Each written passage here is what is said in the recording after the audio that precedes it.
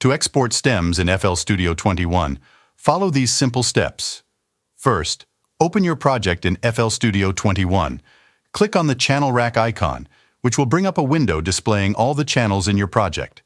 Now go through each channel that contains an audio file and ensure that each one is set to a different number. It's crucial that each track has a unique number assigned to it. Once you've assigned numbers to all your channels, proceed to export your stems. Click on File, then select Export, followed by Wave File. Next, create a new folder where you'll save your stems.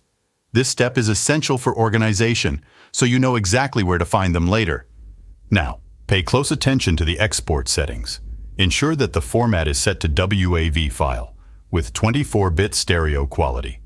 Importantly, do not enable insert effects and make sure to select split mixer tracks. These settings are critical for exporting stems correctly. Additionally, I recommend enabling the option to show files when complete. This makes it easier to access your stems once the export process is finished. Finally, click Start to begin the export process. Once it's complete, a new folder will appear containing your stems. If you wish, you can compress this folder or create a zip file for easier sharing, just as you would on Windows. And that's all there is to it. You've successfully exported stems from your FL Studio 21 project. If you found this tutorial helpful, be sure to subscribe for more FL Studio tips and tricks.